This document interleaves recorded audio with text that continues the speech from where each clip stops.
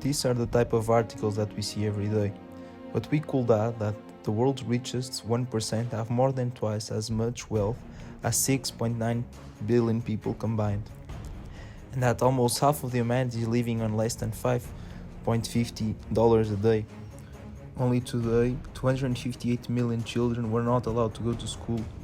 Every day, 10,000 people die because they lack access to affordable health care, or that every year 100 million people are forced into extreme poverty due to healthcare costs. Men own 50% more of the world's wealth than women, and the 22 richest men have more wealth than all the African women.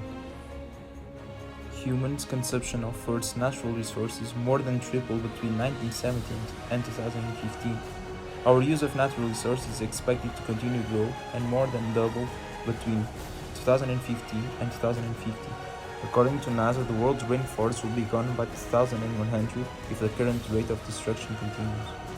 And since the start of this video, rainforests were cut down at the rate of 100 acres. But more than one-third of Africa lacks clean water. Less than 1% of the US budget goes to fighting extreme poverty. Africa uses less than 3% of the world's energy despite having 12.5% of the world's population. 165 million people suffer from childhood malnutrition, leading to 3 million children dying from malnutrition every year. Basically forever. But before we define our concept of donut economics, we first need to discuss some basics that we're already familiar with. Basically what economics is, it's the social science that studies how people interact with things of value, and as we've been repeatedly taught, the word derives from the Greek language and translates to how somebody manages a household. One of the first and probably like the father of economics is Adam Smith of British descent, who was also a philosopher that we've seen in class, so we will touch upon Adam Smith later. And we've seen tremendous economic growth over the past decades, however, very often at the cost of the environment. Mankind often seem to neglect other important causes and seemingly only cared about keeping the economic engine going. Yet, we collectively as a team wonder, is this form of economics still contemporary in the 21st century? Isn't there a better way to manage the resources that we have available on the planet? Perhaps in a way that we can serve more than just the wealthiest 1%, who are extremely well off already, but help out the other 99% that are in dire need of redistributing wealth. As we've seen repeatedly, and this pandemic around the coronavirus serves as an example, this form of economics will probably not be sustainable in the long run. Starving children, uneducated teenagers, or exploited sweatshop workers in Southeast Asia are one of the many examples of how it should not be done, and that we should focus on doing economics in a more ethical way. Given that this is an ethics class, we're wondering if doing business like this is actually the best approach. We've heard famous philosophers like Jeremy Bentham say that we should maximize utility, but can we actually speak of maximizing utility when 99% of the population are at a disadvantage? Adam Smith, as previously mentioned, believed in free markets and the division of labor, but he also believed in moral economics. And we've been collectively contemplating this concept of the donut economics that we'll now dive into in a bit more detail. And the concept is based on the Oxford economist Kate Robert, and we believe that it's a great starting point to drive the change in terms of economics on a global scale that we very much need in order to opt for a more sustainable way, a more sustainable future, and a more sustainable way of doing economics. Now we're going to start with a little explanation of this chapter 2 of the Donut Economics book. We're going to start off with a little metaphor between the Shakespeare's old plays and the role of economics in the 20th and 21st century. First of all, we're going to set the stage. We are in 1948 and Paul Samuelson just published The Circle of Flow by the classic economics. At the center of the stage, we can find the market relationship between households and businesses. Households supply labor and capital in return for wages, and then spend these wages or this income in buying goods and services from the firm. After this first explanation of the middle of the stage, we're going to add three more characters into the play. The first one, banks, which work by injecting money in search of more investments that will give them profit. Governments, which extracts income by taxes but reinjects it. The first member of the cast is the Earth. The economy depends on Earth as a source of finite resources such as oil, clay and copper, and renewable ones such as crops, fish and fresh water. It also depends on Earth to get rid of its wastes, such as greenhouse gases and excesses of plastic. The Earth is a closed system with the economy in the center. Even though the sun flows through it, the materials have cycles within it. After Earth comes society. The economy also depends on society as its players, who together form values, norms, and trust. But these norms and values are in turn shaped by the structure of the economy, which can either strengthen it or weaken it, just like a cycle. A strong society is more likely to have actions which are highly beneficial for the economy, such as being politically engaged, voting, or joining movements which together create a significant change to the overall environment in which society and the economy co-inhabit in. The fourth member is the economy. The economy is defined as the area in which people produce, distribute, and consume goods and services in order to meet society's demands, which are based on needs and wants. The embedded economy diagram shows the four essential pillars of the economy as being the household, the market, the state, and the commons. These four pillars are essential to one another. Alone, they would be meaningless and would not be able to function. Us, the society, we switch between these four pillars every day, such as being parents in the household, being members of society as citizens, voters and activists, members of the state while paying taxes, and being commons when creating and generating wealth. After this comes the household. Past economic models do not consider the household as an economic actor, being too focused on productivity coming from paid labor that they disregard what is referred to as unpaid caring work, or the love economy. The economist Neva Goodwin interprets it as the core economy, creating the basis for our families, social and love relationships, knowledge, skills, care, empathy, teaching, and reciprocity. As this kind of work is unpaid, it can be easily exploited or undervalued, and people start forgetting the importance that it has for society and for the economy.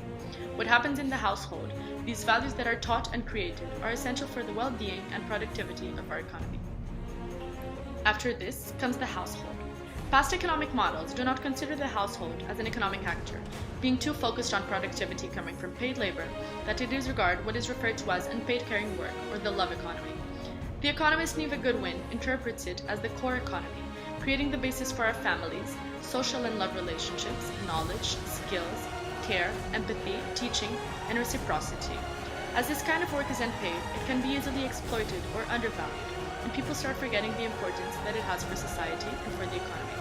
What happens in the household, these values that are taught and created, are essential for the well-being and productivity of our economy. The fifth member of the cast is the market. The information that the marketplace says about demand allows us to understand people's needs and wants and how to efficiently meet them. Without this information, there would be shortages or excesses, making the overall economic environment very inefficient. However, the marketplace can only value what has prices and can only deliver to those who pay. This leads to problems such as overexploiting the Earth's resources when there are big demands, or failing to deliver essential public goods such as education or vaccines. This can create inequalities and economic instabilities. The commons. These are resources that society shares through self-organization without any actors controlling them. Examples can be natural commons such as forests, or cultural commons such as heritage and traditions. The term tragedy of the commons, that we many times hear, states that when there is a free access of these resources, they will eventually be overexploited or depleted. In the 1970s, Elinor Ostrom discovered that the successful commons were successful because they had clear communities that regulated the use of these resources and did not let them be depleted. From this, she realized that commons can turn out to be excellent assets, aiding state and market sustainability. Hello everyone, so continuing on what Francisca said, the sixth member of the cast is the state. Dognot economics sees the state as an empowering and enabling economic partner which provides support to households, the commons and the market through the four following ways: providing public goods which enables a society and its economy to thrive, supporting the core caring role of the household, unleashing the dynamism of the commons with laws and institutions, harnessing the power of the market, including it in regulations and institutions, in order to promote common good, for example banning toxic pollutants and protect the biodiversity. The seventh member of the cast is finance. Up to now, many countries and small financial elite have control over the public good of money creation and derive profit from it, often destabilizing much of the wider economy in the process. Dognot economics proposes to redesign finance so that it flows in service of the economy and society, inviting a rethink on how money could be created. The eighth member of the cast is business. Neoliberal narrative supports that market mechanism is what makes firms efficient, ignoring what is found inside the firms. Many factories still operate under illegal working conditions, and also those that don't, in many countries, hire workers on unsecure zero-hour contracts while paying an illegal minimum wage that leaves them living below the poverty line. According to Dognot economics, firms need to pursue far more inspiring than merely maximizing shareholder value. It can do so by offsetting power imbalances, ensuring workers' right to organize a bargaining collectively, and by changing the ownership structure. The ninth member of the cast is trade. Dognot's economics shows that there is no thing as free trade. All cross-border follows are set against the backdrop of national history, current institutions and international power relations. For such reason, it is required effective cooperation among governments to make sure that the benefit of cross-border flows are widely shared. The 10th member of the cast is power. According to Dognot economics, in the 21st century story, the economy must be designed to be far more disruptive, not just in terms of income, but also of wealth, in order to counter elite powers with citizens' empowerment. Now guys, coming up to a real case of the donut economy just explained in the presentation. 6 months ago, it came out that Amsterdam was to embrace the donut model to mend the post-coronavirus crisis, economic crisis. This is to reach not only, overcome the economic crisis, but also to reach a balance for the planet. This was not only done through economic growth and the loss of supply and demand, but also by the donut model. This donut model was based on the best-selling books published in 2017 by Rothward's, which is a book named after Donut Economics: 7 Ways to Think Like a 21st Century Economist. This book is based in the UN Sustainable Development Goals and brings into the play 2 rings. The first one, the dot or the people, and the planet. When you stand between these 2 rings, between the planet and the people, is for the good of both sides of the equation. This was said by the deputy mayor Marieke van Doornik, sorry for my pronunciation, and the main problem to overcome was that 60,000 people were in need of social housing. In order to meet these 2 rings, she thought about building new houses for these people in need, but by recycled and ecological manners.